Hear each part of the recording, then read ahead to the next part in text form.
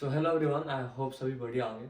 So guys, आज की इस वीडियो में मैं आप सभी को बताने वाला हूँ ऑस्ट्रेलिया आने के लिए होल प्रोसेस क्या होता है, जो कि स्टूडेंट वीज़ा के बारे में बात करने वाला हूँ मैं। स्टूडेंट वीज़ा सब क्लास 500 के बारे में। तो गाइज चलिए शुरू करते हैं। तो सबसे पहले हम लोग स्टार्टिंग करेंगे पूरा शुरू से लेकर लास्ट तक। सो हमें, अगर आपने 12 फिनिश कर लिया है या फिर डिप्लोमा लेवल फिनिश कर लिया है, तो उसके बाद क्या करना पड़ता है और क्या क्या स्टेप उठाना पड़ता है, मैं आप सभी को होल प्रोसेस बताने वाला हूँ। तो गाइज, मैं कोई एक कंसल्टेंट नहीं हूँ, बट मेरे अपने जो एक्सपीरियंस किया है यहाँ आने में, कैसा कैसा जर्नी था, वो सभी मैं एक्सप्लेन करने वाला हूँ। So most of the scenario में मेरा एक्सपीरियंस होगा रैदर देन कि कोई कंसल्टेंट सजेशन करेगा। तो गाइज, ये सब पे आप पे और हर एक पीपल पे डिपेंड पड़ता है कि कितना खर्च होता है, कुछ सर्कमस्टांसेस होता है, उस पे डिपेंड पड़ता है, ठीक है। But most of the scenario same होता है। तो स्टार्ट करते हैं, ठीक है। तो गाइस, सबसे पहले आप सभी को पड़ जाएगा, अगर आपने 12 और डिप्लोमा किया है तो सबसे पहले आपको करना पड़ेगा आईएलटीएस की प्रिपरेशन। तो आईएलटीएस प्रिपरेशन करने के लिए डिपेंडिंग अपन कंसल्टेंसी आपका प्राइस वैरी करता है, बट मेरा पड़ा था 5000। सो 5000 पड़ा था। और आप खुद से भी आईएलटीएस की प्रिपरेशन कर सकते हो, लाइक यूट्यूब वगैरह से, गूगल से, इंटरनेट से।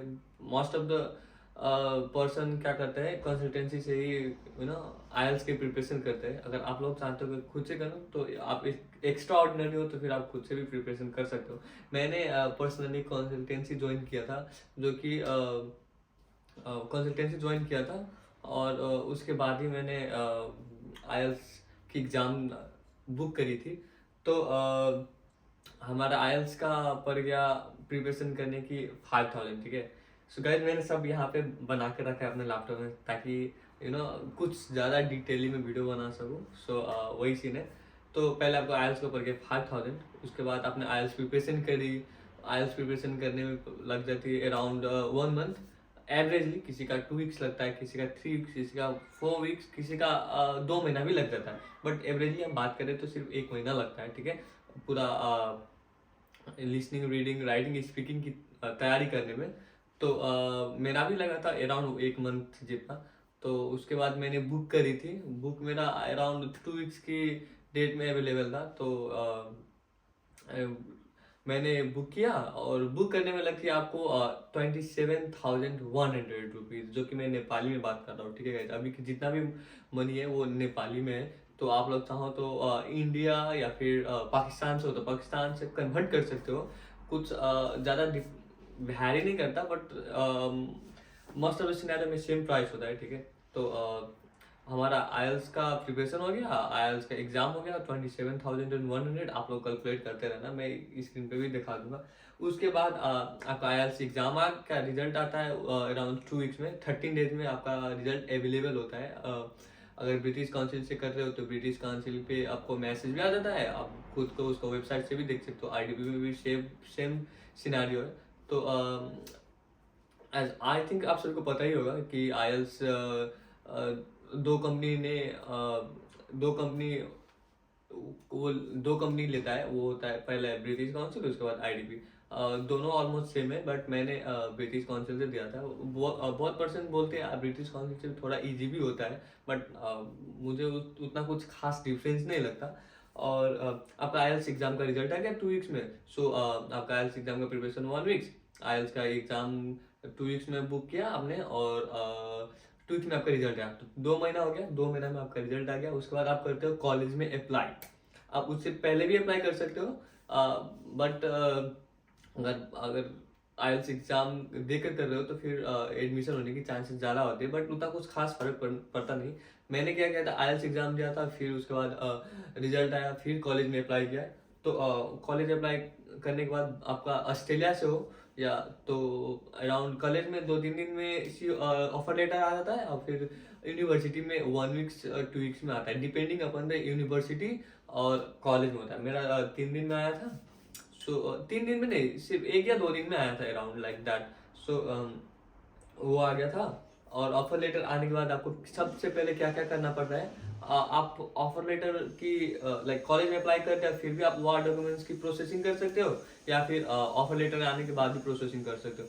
तो वार डॉक्यूमेंट्स में कुछ 5-6 डॉक्यूमेंट बनाना पड़ता है। रिलेशनशिप सर्टिफिकेट हो गया, आपका कैरेक्टर रिलेशनशिप सर्टिफिकेट हो गया, और एड्रेस सर्टिफिकेट, ये सब बनाना पड़ता है। अगर आप चाहो तो इसके लिए मैं डिफरेंटली वीडियो बना दूंगा, बट अभी ये सब बोलने लगा तो फिर वीडियो कुछ ज़्यादा ही लेंथी हो जाएगा, तो इसको हम लोग इग्नोर करेंगे। तो वार डॉक्यूमेंट्स, और आपको डॉक्यूमेंट्स पूरा नोटराइज कराना पड़ता है, जो कि आपका नेपाली में डॉक्यूमेंट है, नेपाली में डॉक्यूमेंट सब है, उस सब को आपको नोटराइज कराना पड़ता है, ठीक है।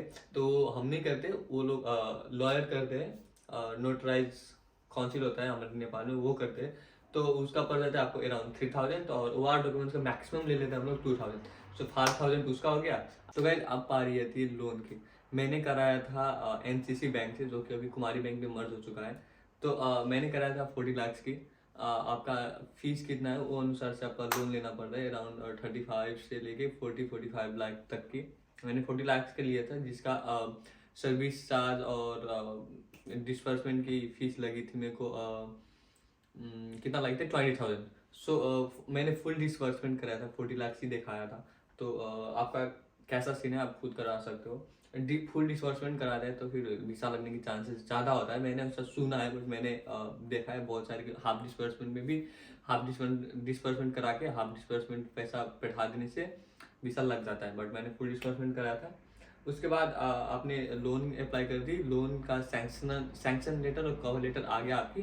तो वो कॉलेज को फाइनेंशियल डॉक्यूमेंट हो गया, वार डॉक्यूमेंट्स हो गया आपका, नोटराइज करके सर्टिफिकेट हो गया, वो आप कॉलेज को पिठाते हो। तो कॉलेज आपको बोलता है कि ठीक है आप पेमेंट के लिए फॉर पेमेंट रखो आप।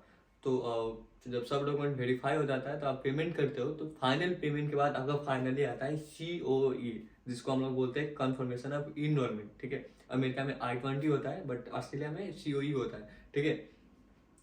तो COE के बाद आपका क्या आता है, मेडिकल कराना। आप लोग वीसा अलॉटमेंट के बाद भी मेडिकल करा सकते हो, बट मैंने अगाड़ी करा था ताकि वीसा जल्दी आ जाए। तो आपका मेडिकल का अराउंड पड़ता है 9,500, ठीक है, जो कि अराउंड चारों तरफ ही सेम ही है। मैंने नेपाल में IOM से नहीं कराया था, मैंने नॉर्विक से कराया था, ठीक है, नॉर्विक इंटरनेशनल हॉस्पिटल से। तो 9,500 पड़ा था। उसके बाद आ जाता है आपका, आपने मेडिकल करा लिया, अब उसके बाद आता है आपका वीसा अलॉटमेंट। तो गाइस वीसा अलॉटमेंट की फीस है 710, जो कि अराउंड 60,000 है। आप लोग इंडिया से हो तो इंडिया से वो कर सकते हो, मल्टीप्लाई कर सकते हो, ठीक है। तो 60,000 वो हो गया। अब उसके बाद आपने वीसा लॉन्चमेंट कर दिया, आप आती है आपकी बायोमेट्रिक की पाया लो।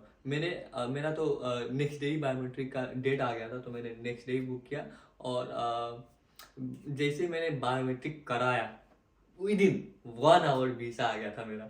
मैं अभी बायोमेट्रिक करा के घर में जा रहा हूँ, ठीक है, लाइक रूम में जा रहा हूँ। मैं काठमांडू में रहता था, रूम में जा रहा हूँ, और रूम में जाते ही बस में था ही, अभी जब पूछने वाला हूँ कि मेरे को कंसल्टेंसी से कॉल आता है कि कहाँ पे हो, तुम्हारा वीसा आ गया वगैरह। तो शुरू में मेरे को बिलीव नहीं हुआ था कि वीसा 1 आवर में वीसा कैसे आ सकता है भाई। बट देन आफ्टर मैं कंसल्टेंसी में गया, इधर से जाते ही मैंने वो बोलते हैं ना मिठाई लेके गया था, क्योंकि मुझे पता था कि जैसा सर ने बोला वीसा आ गया, तो ठीक है मैंने गया और फिर मिठाई लेके गया था वहाँ पे, सबको बांटा। और इतना मैं एक्साइटेड था ना कि लाइक सोच रहा था कि सब चेंज हो जाएगा, अब तो भाई सब डन है। बट यहाँ आने के बाद पता चला अभी तो स्ट्रगल स्टार्ट हुई है। तो बात की बात होगी, अब हमारे आते हैं। उसके बाद अगर आपका वीसा आ गया, उसके बाद आप क्या करोगे, कपड़े किनोगे, सामान किनोगे, यहाँ आने के लिए बैग पैक करोगे। तो हम लोग मिनिमम उसका रख लेते हैं 50,000, ठीक है। 50,000 में आपका हो जाएगा, उससे ज़्यादा खर्च भी नहीं करना पड़ेगा। आप यहाँ पे आकर परचेज कर सकते हो, बट डिपेंड पड़ता है आप में, आप कितनी खर्च करते हो, कितने सामान लाते हो। मेरा तो अराउंड 20-25,000 में हो गया था। मैं कुछ ज़्यादा लाया भी नहीं था, 3-4 जीन्स लाया था, वेस्ट लाया था, ये सब लाया था। अगर आप लोग चाहते हो कि यहाँ पे क्या क्या लाना चाहिए, तो मैं उस पर भी डिटेली वीडियो बना सकता हूँ। तो उसके बाद जिस दिन आपका फ्लाइट है उस दिन RT टेस्ट करा लो। उसके बाद RT टेस्ट में हो जाएगा आपको अराउंड 400 मैक्सिमम पड़ेगा, ठीक है। तो मैंने एयरपोर्ट में जो ना होता है ना वो हॉस्पिटल, उससे ही कराया था, नेपाल एयरपोर्ट में, त्रिभुवन एयरपोर्ट है ना उसमें। तो अराउंड वो रख लेते हैं। और हाँ, फाइनल चार्ज रख लेते हैं हमारी कंसल्टेंसी का। आप लोग सर्विस चार्ज मैक्सिमम 30,000 लेगा। और कहीं कहीं में कंसल्टेंसी हिडन कॉस्ट भी जोड़ लेता है, तो वो आप लोग मेक श्योर करना कि इसकी प्राइस कितनी है और कंसल्टेंसी मुझसे कितनी चार्ज कर रही है। और आप लोग कंसल्टेंसी चॉइस कर रहे हो ना, चूज कर रहे हो, तो बहुत ही स्मार्टली चूज करो। उसका रिव्यू देखो गूगल पे क्या रिव्यूज है, उसका फेसबुक सोशल मीडिया में जाओ, देखो कितनी बंदी की वीसा लगी है, ठीक है, उसका रेटिंग कितना है, लाइक्स कितना है। मैंने इसी तरीके से चूज किया था, तो उसमें आपको उतना ज़्यादा दिक्कत नहीं होगा कंसल्टेंसी चूज करने में। तो गाइज हम लोग ओवरऑल ले लेते हैं क्या, एक समरी ले लेते हैं कितना कितना पड़ता है। हमारा पड़ गया आईएल्स प्रिपरेशन की 5000, आईएल्स एग्जाम की 27,100, और कॉलेज अप्लाई किया आपने, ऑफर लेटर आई, उसके बाद नोटराइज डॉक्यूमेंट और वार्ड डॉक्यूमेंट बनाए, जो कि 3+2,000 5,000 हो गया। और उसके बाद लोन का आ गया आपका 20,000। और आप लोग कॉलेज और यूनी फीस दे रहे हो, ठीक है। तो मैंने कॉलेज और यूनी फीस शायद छोड़ दिया था, जो कि पड़ता है आपको 15 लाख से रुपया, ठीक है। तो मेरा पड़ा था 15 लाख। अगर आप लोग यूनी में अप्लाई कर रहे हो तो आपको पड़ेगा, डिपेंडिंग अपन अपने कोर्स और यूनी, आपका कोर्स वैरी कर प्राइस वैरी कर सकता है। किसी का पड़ता है मिनिमम एक ईयर का 10,000, 12,000, 15,000, मेरा 15,000 था, 15,500, एक सेमेस्टर का 7,500 अराउंड लाइक दैट। और आप यूनिवर्सिटी में अप्लाई करो तो कुछ ज़्यादा एक्सपेंसिव पड़ेगा। तो मेरा 15,000 था, तो मैंने 15 लाख के राउंड फिगर करके रखा है, ठीक है। तो कॉलेज फिर हो गया 15 लाख, सीओई आ गया आपका। अब आपने वीसा में मेडिकल मेडिकल दिया आपने, वीसा अलॉटमेंट की, वीसा अलॉटमेंट की हो गया आपको 60,000। और आरटी टेस्ट, फाइनली आपका वीसा आ गया। और वीसा अलॉटमेंट के बाद अब हाँ बायोमेट्रिक किया आपने, बायोमेट्रिक के बाद आपका वीसा आ गया। और अब वीसा आने के बाद आपने कपड़े के लिए, सामान के लिए, जिसका अराउंड 50,000 रख लेते हैं। और उसके बाद आपने आरटी टेस्ट करा लिया। और फाइनल चीज मैंने मिस किया था, वो आपकी plane ticket. So guys plane ticket आपको पड़ता है 2 लाख के करीब, ठीक है, 2 लाख के करीब। सो मेरा 2 लाख के करीब पड़ा था। अगर क्योंकि मैंने बहुत ही जल्दी बुक कर लिया था। एडवांस में आप लोग बुक करो तो सस्ता पड़ेगा, 1,20,000, 30,000, 40,000, 50,000। मैंने अचानक से विद इन 1 2 weeks में लिया था, मेरा 2 लाख पड़ा था, ठीक है। तो हम लोग टोटल रख लेते हैं, तो हमारी पड़ती है 2 लाख की एड करें तो हमारी पड़ती है 19 लाख, जिसका हम लोग राउंड फिगर में करके 20 लाख से रख लेते हैं। अगर आप बाहर रह के ये सब तैयारी कर रहे हो, लाइक आप गांव से हो, शहर जाके तैयारी कर रहे हो, तो फिर उसके एक्सपेंसेस आपकी अलग से लगती है। वहाँ पे रहने की कॉस्ट, उसकी रूम रेंट, ग्रोसरी शॉपिंग और मिसलिनियस एक्सपेंसेस, आप सभी को वो अलग से लगती है। तो मैंने वो सब कवर नहीं किया है, आप खुद से वो अंदाजा लगा सकते हो कि आपके कितना खर्च पड़ेगा। हम लोग राउंड फिगर करके चलते हैं। रेंट का हो गया हमारा, वो लोग आप खुद लगा सकते हो कि डिपेंडिंग अपन कंट्री और सिटी आपको कम बड़ा पड़ेगा। तो गाइज हमारा टोटल अगर हम लोग करें तो एवरेजली हमारा 20 to 23 लाख जितना पड़ जाता है, ठीक है, डिपेंडिंग अपन आपका यूनिवर्सिटी और आपका कितना जल्दी प्रोसेस हो रहा है। आपका जल्दी प्रोसेस हो गया मतलब कम पैसा पड़ेगा, बिकॉज वहाँ पे रहने कॉस्ट और आयल्स, अगर आयल्स ने आपने 2 3 बार दी तो फिर आपका ऐसा पैसा बढ़ सकता है। तो हम लोग राउंड फिगर मिले तो 20 to 22 लाख में हमारा काम हो जाता है। तो गाइस वीडियो अच्छा लगा हो तो लाइक एंड सब्सक्राइब कर देना। मिलते हैं आप सभी से नेक्स्ट वीडियो में, तभी के लिए tata bye bye, see you soon.